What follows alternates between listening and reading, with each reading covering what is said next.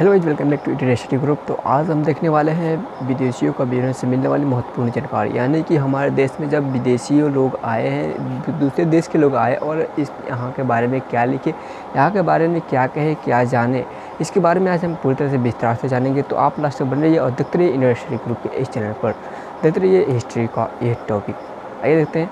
सबसे पहले कि देखेंगे कि विदेशी यात्रियों के विवरण से मिलने वाली महत्वपूर्ण जानकारी, यानी कि जब विदेशी आए यात्रा करने के लिए हमारे देश में आए, तो उनके मतलब कि आने से हमारे देश को उससे क्या नॉलेज मिलता है, हमारे लिए उन लोगों से क्या फ़ायदा मिलता है हमें, तो इसके बारे में हमें जानना है। सबसे पहले हम जानेंगे क्या कि यूनानी रोमन जो है, सबसे पहले हम जानेंगे यूनानी रोमन लेखक।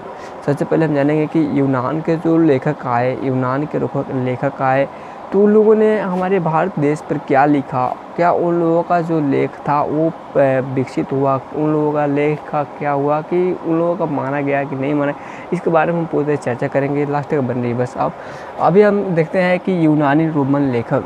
तो यूनानी रोमन लेखक जो टेसियस तो था, सबसे पहला आया बंदा टेसियस।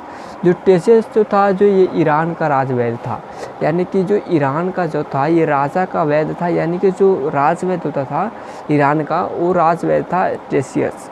यानी कि वहाँ का जो डॉक्टर वगैरह, पहले डॉक्टर को वैद्य कहा जाता था, लेकिन अभी भी वैद्य कहा जाता है, लेकिन उस वक्त तो राजा का वैद्य, उस राज्य का जो था ये वैद्य था, डॉक्टर था। तो ये जो टेसियस था ईरान का राजवैद्य था, जो भारत के संबंध में इसका विवरण जो था बहुत ही आश्चर्यजनक और अद्भुत था। यानी कि जो इसने लिखा था भारत के बारे में, वो बहुत ही काफ़ी इस प्रकार से था कि वो आश्चर्यजनक था, कुछ बनावटी भी था और कुछ हकीकत भी था, जिससे इनका जो लेख था, इनका जो मतलब कि राइट ऑफ किए थे, उनको अमान्य कर दिया गया, अविश्वसनीय कर दिया गया। ठीक है। दूसरा बंदा आया कि हेरोडोटस। दूसरा बंदा आता है हेरोडोटस। तो क्या कहता है कि हेरोडोटस जो था ये इतिहास का पिता कहा जाता था, इसे इतिहास का पिता कहा जाता था। हेरोडोटस को इतिहास का पिता कहा जाता था, लेकिन इसने भी उसी तरह किया कि क्या किया कि जो मतलब कि भारत के बारे में कुछ सही और कुछ बनावटी बातों को लिखा, जिसके कारण इनका भी जो लेख था, इनका भी हिस्ट्री था, उसे अविश्वसनीय कर दिया गया। इनको भी मतलब कि बंद कर दिया। इनका जो क्या लिखता है हिस्टोरिका, इनका जो पुस्तक था वो हिस्टोरिका था, जिसमें उसने भारत के बारे में कुछ लिखे थे, जो कुछ बनावटी था उनके ओर से था और कुछ है कि कहता जो हिस्टोरिका में मिल जाता है। तो उस हिस्टोरिका पुस्तक को अमान्य कर दिया गया, माना नहीं गया। ठीक है। यह प्रभाव बहुत ज़्यादा था, हुआ कहता। और ये 5वीं शताब्दी में हमारे भारत में आया था, 5वीं शताब्दी में आया और उसके बारे में कुछ लिखा। उसके बाद है सिकंदर के साथ आने वाले निराकश। सिकंदर जब आया हमारे भारत में, तो उसके साथ 3 बंदे आए। 3 बंदे कौन कौन है? तो एक आया निरियाकश, आनेस्क्रिटस और अरिस्टोबुलस। ये जब जो आए तो इनका जो विवरण था प्रामाणिक और विश्वसनीय था। जो जितने भी मतलब कि किसके साथ, सिकंदर के साथ आए, तो इनका जो मतलब कि विवरण था, इनका जो लेख था, इनका जो कहने का और मतलब कि इनका लिखा, मतलब कि जो इनका हिस्ट्री था हमारे देश के बारे में, तो इनका मतलब विश्वसनीय और पूरी तरह से सत्य माना गया है। इनका जो प्रमाणित था, मतलब पूरी तरह से बिल्कुल शुद्ध था। उसके बाद कि मेगास्थनीज जो था सेल्यूकस निकेटर का राजदूत था। जो ये सेल्यूकस निकेटर था ये यूनानी था, और इनका जो राजदूत था सेल्यूकस निकेटर का राजदूत कौन था? तो इसका था मेगास्थनीज, जो चंद्रगुप्त मौर्य के राज दरबार में आया था। तो ये क्या था कि मतलब कि जो राजदूत होते थे वो एक राज्य से दूसरे राज्य में क्या करते थे कि जो मतलब संदेश वगैरह होता था उसको इंपोर्ट एंड एक्सपोर्ट करने का काम करते थे। एक राज्य से दूसरे राज्य में मतलब कि जो संदेश था वो पहुंचाने का काम करते थे। तो ये जो था मेगास्थनीज, जो सेल्यूकस निकेटर का राजदूत था, जो चंद्रगुप्त मौर्य के राज दरबार में आया था। इसने अपनी पुस्तक लिखी थी जब ये आया, चंद्रगुप्त मौर्य के राज दरबार में जब आया, तो इसने एक पुस्तक लिखी थी जिसका नाम था क्या? इंडिका। जिसका नाम था, यानी कि जो हेरोडोटस जो था मेगास्थनीज जो सेल्यूकस निकेटर का राजदूत था, इसने एक पुस्तक लिखी जिसका नाम क्या पड़ा? इंडिका। जो एक मौर्य योगिन राज, मतलब मौर्य युगीन की समाज और संस्कृति के बारे में कुछ मतलब कि उसके बारे में कुछ लिखा, जो बिल्कुल उनके बारे में जो चंद्रगुप्त मौर्य थे राज दरबार में आया और इनके जो विवरण थे इनके बारे में पूरी तरह से डिटेल में इनका विवरण दिया और उनका लिखा। वो लिखने किस बुक में लिखा, तो इंडिका बुक में लिखा। और ये जो था ये मौर्य युगीन समाज और उनकी संस्कृति के बारे में लिखा। ये नहीं कि पूरे देश के बारे में लिखा, जब मतलब कि आया तो चंद्रगुप्त मौर्य के समाज के और उनकी संस्कृति के बारे में लिखा। ठीक है, उसके बाद ये है डाइमेकस। ये जो था सीरियन नरेश एंटियोकस का राजदूत था। जो सीरियन नरेश एंटियोकस का राजदूत था, डाइमेकस सीरियन नरेश एंटियोकस का राजदूत था। ये क्या करने आया था कि बिंदुसार के राज दरबार में आया था। ये जो बिंदुसार के राज दरबार में आया था और ये भी इनका भी वही था, मतलब कि मौर्य युगीन समाज की संस्कृति उनकी विवरण के बारे में कुछ लिखा था।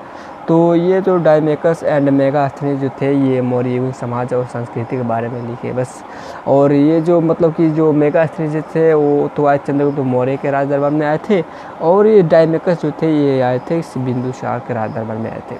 लेकिन दोनों का जो राइट अप किए थे, दोनों का हिस्ट्री जो था वो सेम था। लेकिन जो मेगास्थनीज था उनका एक पुस्तक लिखी, उसने एक पुस्तक लिखी इंडिका, और उसमें मौर्य युगीन समाज के बारे में लिखा। लेकिन जो ये थे डाइमेकस, इनका कोई पुस्तक नहीं था और ये उनके बारे में लिखा। मतलब कि इनका भी एक पुस्तक था जो उनमें से उसमें भी यही लिखे जो मतलब मौर्य युगीन समाज के बारे में ही अभी वर्णन किए हैं। ठीक है, उसके बाद होता है डायोनिसियस। ये जो था मिस्र नरेश टोलमी। मिस्र नरेश जो टोलमी था यूनान का राजा तो था। मिस्र नरेश टोलमी फिलाडेल्फस का राजदूत था। ये जो था अशोक के राज दरबार में आया था। डायोमेसियस तो था, ये भी राज दरबार में आया था। किसके राज दरबार में था, तो अशोक के राज दरबार में आया था। ये किसका राजदूत था, तो मिस्र नरेश टोलमी का राजदूत था और आया था अशोक के राज दरबार में। और उसके बाद आता है कि नेक्स्ट की टोलमी जो था ये दूसरे शताब्दी में हमारे भारत में आया और एक पुस्तक लिखी भारत का भूगोल। यानी कि जब ये टोलमी आया हमारे देश में दूसरी शताब्दी में, और इसने लिखा भारत का भूगोल, एक पुस्तक लिखी जिसमें भारत के बारे में पूरी तरह से किस तरह से मतलब कि है उसके बारे में पूरी तरह से वर्णन करता है और उसके बारे में पूरी तरह लिखने का प्रयास लिखता है। उसके बाद है प्लिनी जो है वो क्या करता है कि आता है और एक नेचुरल हिस्ट्री बुक लिखता है। जो प्लिनी जो था आता है हमारे प्रथम शताब्दी में आता है हमारे देश में, हमारे भारत में। और यहाँ के यहाँ के जितनी प्राकृतिक थी, जैसे वृक्ष हो गया और सी औषधियाँ जैसे जड़ी बूटी के बारे में तो लिखा, और इन सब के बारे में लिखा। और उसका पुस्तक जो था वो था नेचुरल हिस्ट्री के बारे में ये सब लिखे। और यहाँ तक जो आए और यहाँ तक ख़त्म हो गए। और एक जो था पुस्तक कुछ इस प्रकार से कि जो, और यहाँ तक ये पहला हमारा मतलब टॉपिक समाप्त होता है। पहला टॉपिक हमारा समाप्त होता है क्या कि यूनानी रोमन लेखक। अब आते हैं हम नेक्स्ट टॉपिक पर, देखते हैं नेक्स्ट टॉपिक हमारा क्या होता है। चलते हैं, नेक्स्ट टॉपिक है हमारा चीनी लेखक। इसमें हमने देखा कि यूनानी लेखक के बारे में चर्चा किया था। अब देखते हैं कि चीनी लेखक हमारे यानी कि चीन के जो लेखक थे हमारे देश आकर के हमारे देश के बारे में क्या क्या लिखे और हमारे देश से क्या क्या वो लेकर के गए, यानी कि उस वक्त के ज़माने में क्या लेकर के गए हमारे देश से और वहाँ जाकर के विकसित किया। ठीक है, तो आज हम इस टॉपिक पे बात करते हैं कि चीनी लेखक के बारे में। तो चीनी लेखक हमारा सेकंड टॉपिक है इस मतलब कि क्लास का। तो सबसे पहले आता है फहियान जो था ये चीन का एक चीनी यात्री गुप्त नरेश से चंद्रगुप्त द्वितीय के दरबार में आया था। जो ये था मतलब कि जो फहियान जो था चीनी यात्री गुप्त नरेश के चंद्रगुप्त के द्वितीय दरबार में आया था। यानी कि प्रथम में द्वितीय दरबार में आया था, ये चंद्रगुप्त के दूसरे दरबार में आया था। तो इसका जो विवरण था मध्य प्रदेश के समाज एवं संस्कृति मध्य प्रदेश का जो समाज था उसके संस्कृति मतलब कि मध्य प्रदेश समाज और संस्कृति के बारे में वर्णन किया था। किसने किया था? मध्य प्रदेश समाज और संस्कृति के बारे में वर्णन। तो जो फहियान था वो वर्णन किया था इसके बारे में, जो चंद्रगुप्त द्वितीय के दरबार में आया था इसने। और इसने मध्य प्रदेश के जनता को सुखी और समृद्धि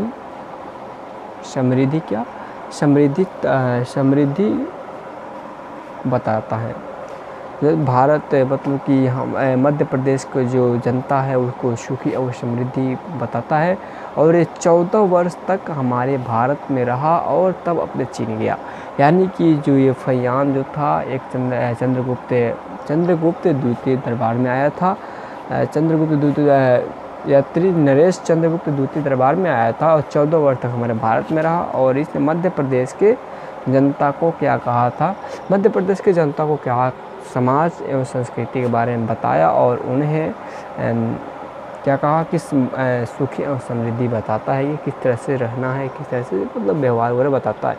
उसका आता है कौन आता है कि संयुगन जो था ये भी चीन ही का था, जो 518 ईस्वी में भारत में आया था।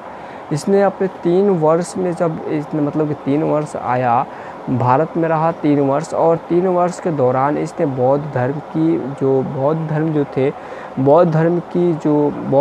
एकत्रित करता है, बौद्ध धर्म की जो ज्ञान होते हैं उसे प्राप्त करता है। 3 वर्ष रह करके यहाँ पर यात्रा का दौरान प्राप्त किया।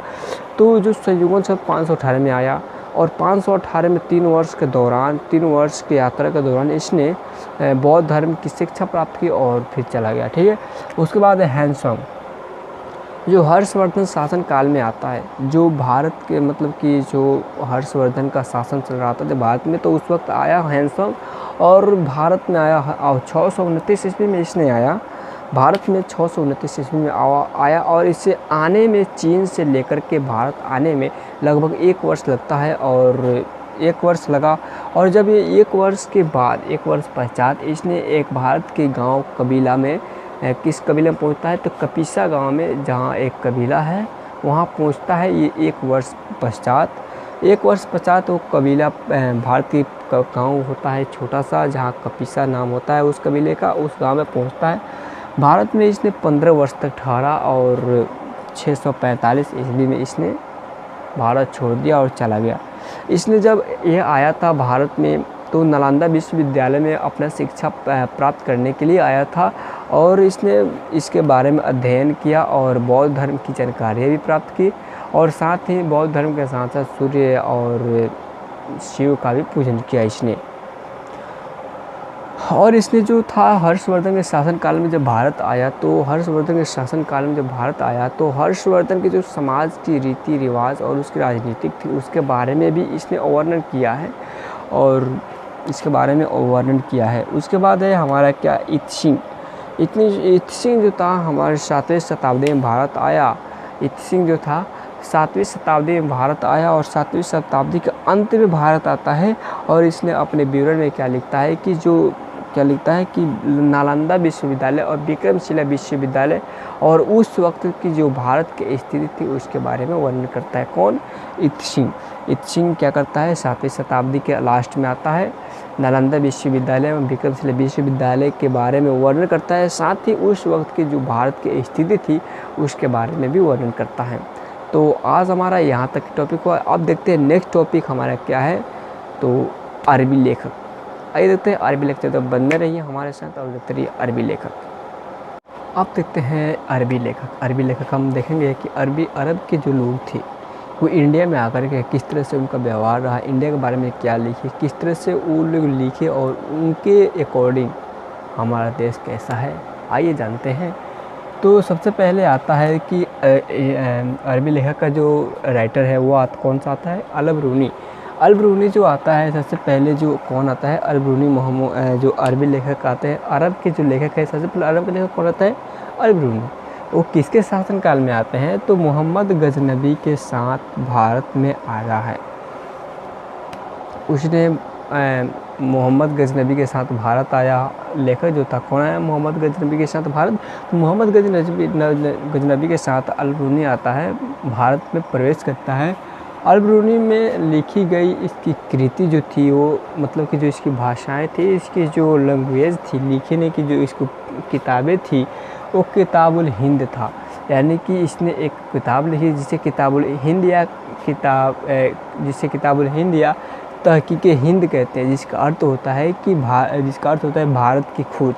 यानी कि जब वो आया हमारे देश में, तो उसने पुस्तक लिखी जिसका तहकीक हिंद और किताबें तहकीक हिंद और किताबुल हिंद, जिसका अर्थ होता है कि भारत की खोज, यानी कि भारत की खोज किस प्रकार से हुई उसके बारे में ये लिखते हैं। क्या लिखते हैं कि आज के इतिहासकारों के लिए भी मतलब कि ये साक्ष्य बन जाता है कि इस प्रकार से इसके अकॉर्डिंग इसका स्रोत होता है, यानी कि इसके जो लिखे हुए पुस्तक है आज के इतिहासकारों के लिए स्रोत बन गया है, जरिया बन गया है। ठीक है, उसके बाद कि यह एक विस्तृत ग्रंथ है, यानी कि ये जो ग्रंथ है ये बहुत ही बड़ा ग्रंथ है, बहुत ही विस्तारित ग्रंथ है।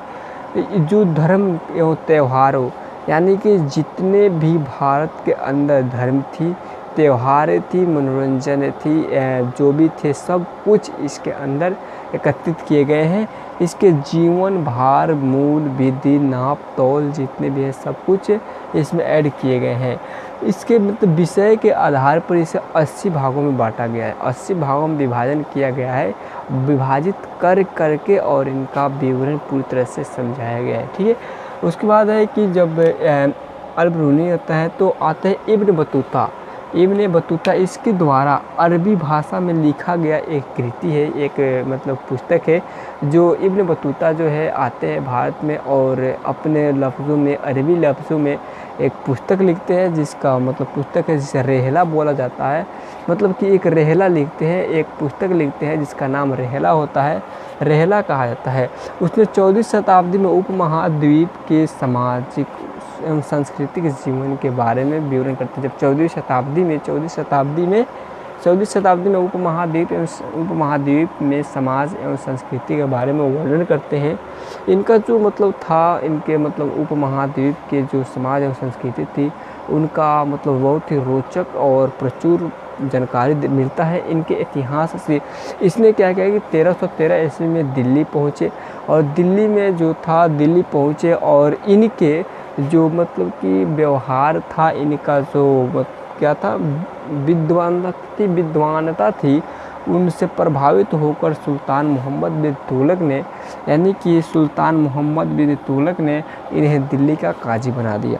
इनका जो बहादुरी देख करके और इनका जो मतलब कि बहादुरी देखा और इनकी बहादुरी पर ही सुल्तान मोहम्मद बिन तुगलक ने इब्न बतूता को वहाँ दिल्ली का काजी शौप करार करता है और वहाँ का ये दिल्ली का कागजी बन जाते हैं।